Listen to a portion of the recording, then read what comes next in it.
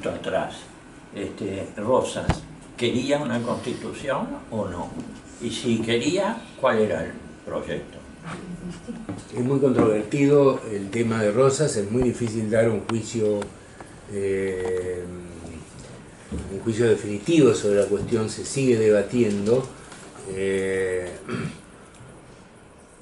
Hubo un intento constitucional durante la época de Rosas, no prosperó, pero había algo que se había pactado, que es que la Constitución debía sancionarse cuando se hubiera pacificado el país, y la verdad es que el país no estaba pacificado porque los sectores que querían avanzar con una alianza con Gran Bretaña, los unitarios,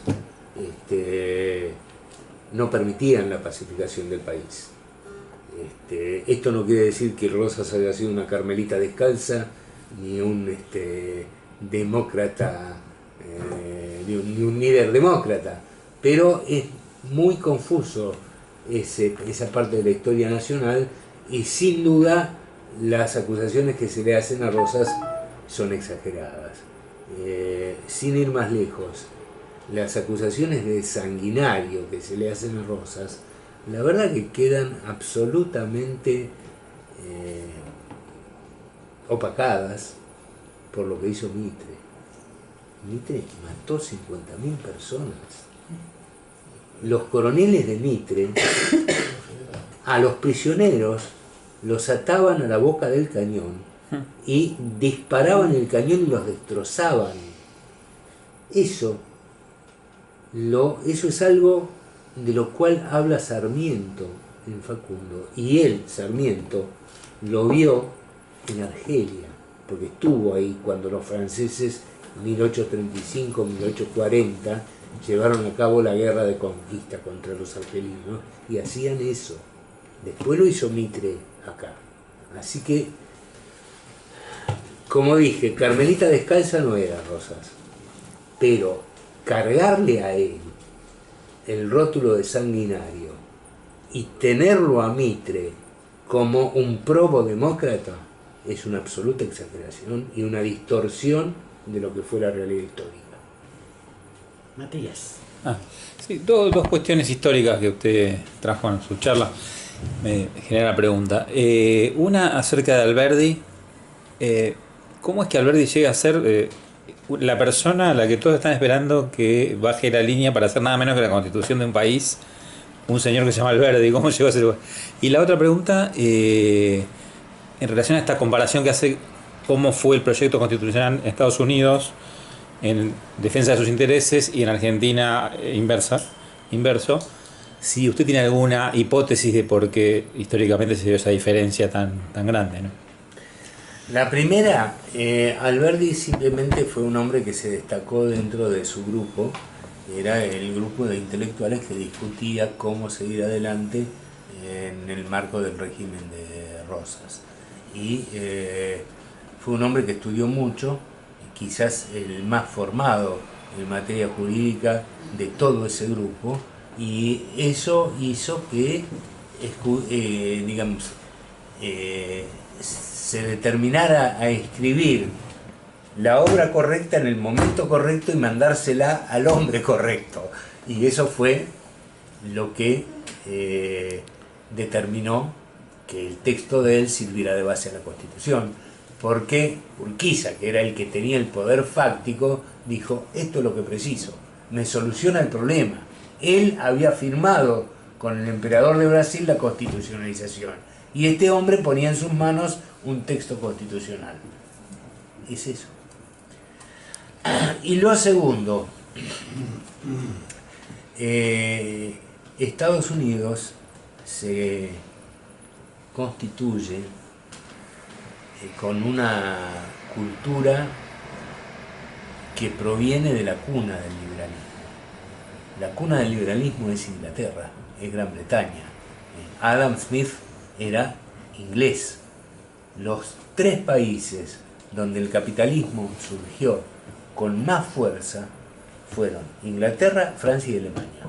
Esos tres países a su vez fueron los países donde el feudalismo fue más fuerte. Este es un fenómeno histórico. los países donde el feudalismo fue más fuerte fueron los que tuvieron el desarrollo capitalista más primigenio y donde el capitalismo brotó con más fuerza. Y Estados Unidos fue una directa consecuencia en alguna medida, una directa consecuencia de las guerras civiles inglesas. No hay que olvidarse que las guerras civiles inglesas tuvieron mucha incidencia en el desarrollo primigenio del liberalismo, y los primeros colonos norteamericanos, muchos de ellos eran personas que querían salir del escenario de la guerra civil inglesa. Incluso Cromwell estuvo a punto de emigrar a los Estados Unidos. Y los puritanos, que fueron los que colonizaron Massachusetts y Virginia, venían de esa vertiente. Entonces es lógico que el liberalismo se desarrollara allí con mucha fuerza y obviamente sin depender de ninguna potencia hegemónica, porque no la había en ese momento. Ellos eran los originarios. El caso argentino es completamente diferente. En la Argentina lo que hay es un grupo intelectual que mira lo que está pasando y dice, vamos a copiarlos. Y ese vamos a copiarlos significa, hagamos una alianza con ellos para traerlo de ellos acá. Y el resto es historia conocida. Cristina.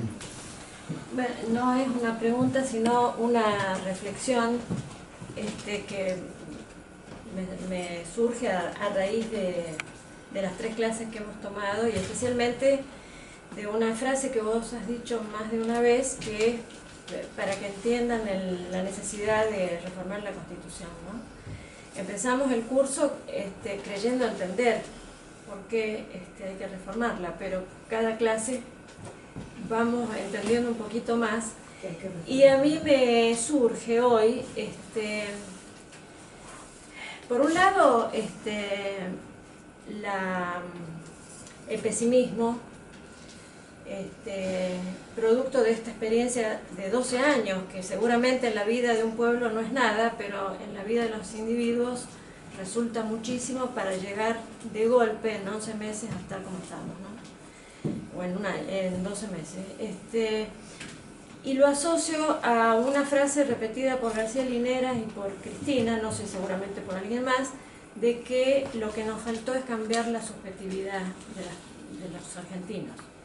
Ahora, yo digo, ¿cómo habríamos podido cambiar la subjetividad si está impreso en la Constitución, que es la ley de leyes argentina, que nosotros somos liberales, que se defiende el capitalismo, el endeudamiento y la dependencia? Entonces era imposible hacer más de lo que se hizo. Queda solamente la esperanza de que, así como ocurrió en los 2 gobiernos peronistas, los 2 primeros gobiernos peronistas, el simple hecho de que la gente haya accedido a derechos que no tuvo y a la experiencia que significó para el 50% por lo menos de este país el gobierno kirchnerista, que eso a la larga vaya fraguando, vaya consolidando un cambio de subjetividad que se fue produciendo por la mera experiencia. Pero digo, si no cambiamos la Constitución, indudablemente estamos siempre expuestos a que sean esfuerzos enormes para que después venga otro gobierno y lo desbarate, ¿no? Guillermo. Usted hizo mención en un momento que necesitó la unicidad, la unificación de las provincias, un pensamiento único, se podría decir. El principio de unidad de legislación. Principio de unidad. De legislación. De legislación. ¿Usted a qué lo atribuye? ¿A que la intelectualidad de esa época no tenía otro modo de negociar? No, a un pedido de Gran Bretaña. Que ellos pedían, para hacer las inversiones, que hubiera legislación única en todo el territorio. Es eso. Es eso. Bueno, en la misma línea de la reflexión de Cristina, siempre parece que Coincidimos. estamos acá en esa línea. Yo también estoy muy agradecido porque se introdujo esta última charla alrededor de los temas que tenían que ver con la concepción de la tierra, el trabajo, y quizás esa sea la raíz en la que uno debería ponerse a pensar nuevas formas de imaginar tanto la tierra como el trabajo, y yo me animo a agregar el techo, como un concepto presente, de gran presencia en una nueva forma de constituirnos como nación. Me gustaría alguna reflexión tuya sobre eso. Sí, a eso vamos a llegar en la última parte del curso, donde vamos a ver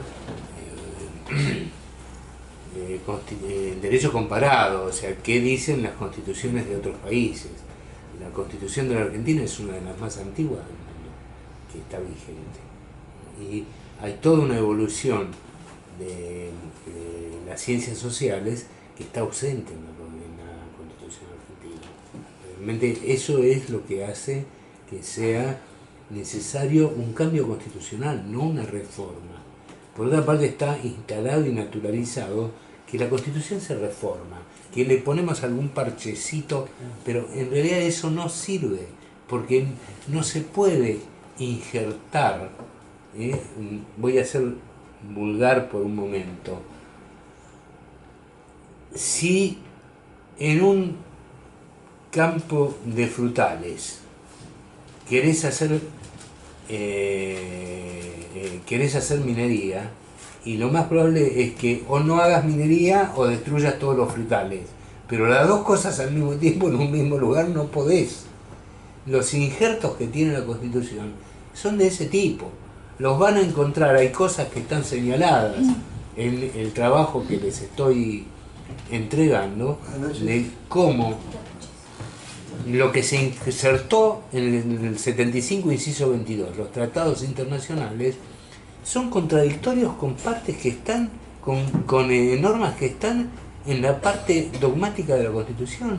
Son contradictorios, no hay nada que hacer. No hay, la única forma que tienen de conciliarlos es recurriendo a este latiguillo de la interpretación armónica de la Constitución. Pero la realidad es que son inconciliables, son absolutamente contradictorios. Y traigo el ejemplo porque se operó de esa forma con la incorporación de los tratados de derechos humanos, porque no había forma de salir del problema. Cuando Menem y Alfonsín pactan la reforma de la Constitución, los poderes fácticos imponen que no se toca la parte dogmática de la Constitución. Si no se toca la parte dogmática de la Constitución, no había forma de hacer entrar el concepto de derechos humanos que es propio de nuestra época, y la solución que se encontró fue esta del 75, inciso 22. Pero es un injerto, te lo va a decir cualquier profesor de Derecho Constitucional. Como técnica legislativa es pobrísima. Bueno, terminamos con Juan. ¿Hay posibilidad de apelar el veto presidencial? No.